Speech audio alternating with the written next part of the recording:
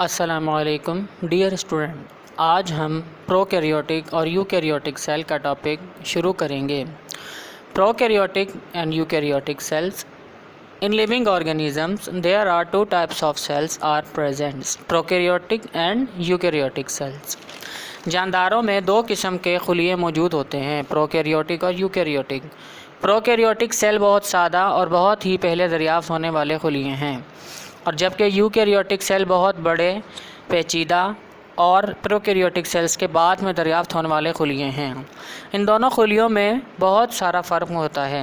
इनके फ़र्क को चले हम शुरू करते हैं पढ़ना। प्रोकैरियोटिक खुलिये साइज़ में बहुत ही छोटे होते हैं। सादा होने की वजह से इनमें तौलीदगी का अमल मीन्स रिप्रोडक्शन का प्रोसेस बहुत ही जल्द होता है और अपनी तादाद भी ये जल्द बढ़ा सकते हैं। प्रोकैरियोटिक खुलिये में प्रॉपर न्यूक्लियस नहीं होता। प्रॉपर न्यूक्लियस ना होने की वजह से ही इस खुलिये को प्रोकैरियोटिक सेल का नाम दिया गया है। प्रोकैरियोटिक दो लफ्ज़ों पर मुश्तमिल है। यहाँ पर प्रो मीन्स बिफोर और कैरियन का मतलब न्यूक्लियस है, यानी न्यूक्लियस और बिफोर का मतलब पहले, यानी कि प्रोकैरियोटिक सेल बहुत ही पहले यूकैरियोटिक सेल्स से पहले दरियाफ्त होने वाले सेल्स हैं। ये सेल्स बहुत ही सिंपल, सादा और बहुत ही स्मॉल, छोटे होते हैं। इन सेल की खासियत क्या है? This cell does not possess true nucleus, यानी कि प्रोकैरियोटिक सेल में ट्रू न्यूक्लियस मौजूद नहीं होता। ट्रू मतलब मुकम्मल न्यूक्लियस मौजूद नहीं होता। जैसे कि यहाँ पर आपको एक बैक्टीरियल स्ट्रक्चर नज़र आ रहा है, बैक्टीरिया का स्ट्रक्चर। तो बैक्टीरिया में जैसे कि आपको ट्रू न्यूक्लियस की जगह सिर्फ डीएनए नज़र आ रहा है, यानी कि इन सेल्स में, प्रोकैरियोटिक सेल्स में न्यूक्लियस की जगह सिर्फ डीएनए पाया जाता है और डबल मेम्ब्रेन बाउंड न्यूक्लियस नहीं होता। ज़्यादातर प्रोकैरियोटिक सेल बैक्टीरिया वगैरह में पाया जाता है, साइनोबैक्टीरिया में और वायरसेस वगैरह में।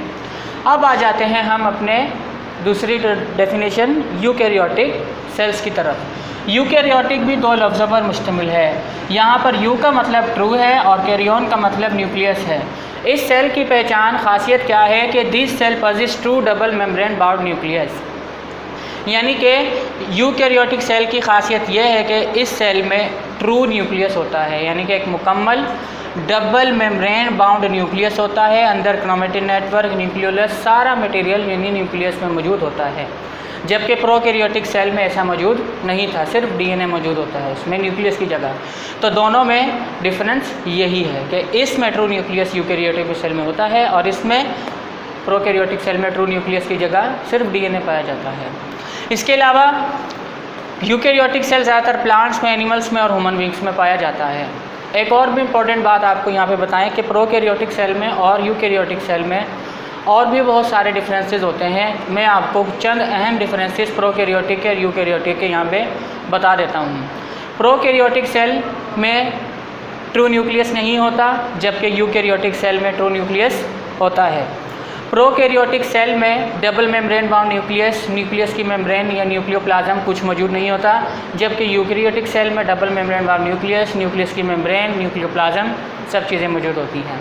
प्रोकैरियोटिक सेल में मेम्ब्रेन बाउंड ऑर्गेनेल्स नहीं होते, जैसे endoplasmic reticulum, Golgi complex, mitochondria वगैरह वगैरह, जबकि यूकैरियोटिक सेल में तमाम ऑर्गेनेल्स पाए जाते हैं, जैसे endoplasmic reticulum, Golgi complex and mitochondria. इसके अलावा प्रोकैरियोटिक सेल्स में जो है राइबोसोम जो होते हैं साइटोप्लाज्म में फैले हुए नज़र आते हैं, जबकि और छोटे होते हैं राइबोसोम्स, और जबकि यूकैरियोटिक सेल में राइबोसोम्स एंडोप्लाज्मिक रेटिकुलम पर भी अटैच होते हैं और साइटोप्लाज्म में भी बड़े साइज़ के राइबोसोम्स मौजूद होते हैं। प्रोकैरियोटिक सेल में सबसे बड़ा डिफरेंस ये है कि प्रोकैरियोटिक सेल का साइज़ ज़्यादा से ज़्यादा 0.5 नैनोमीटर से लेकर -10 नैनोमीटर तक देखा जाता है, यानी ये सेल साइज़ में बहुत छोटे होते हैं। और जबकि यूकैरियोटिक सेल का जो साइज़ है वो थोड़े से साइज़ में बड़े होते हैं सेल प्रोकैरियोटिक से। इनका साइज़ 10 से लेकर 100 नैनोमीटर जो माइक्रोस्कोप से देखा गया है, यानी यूकैरियोटिक सेल प्रोकैरियोटिक सेल से थोड़े साइज़ में बड़े भी होते हैं।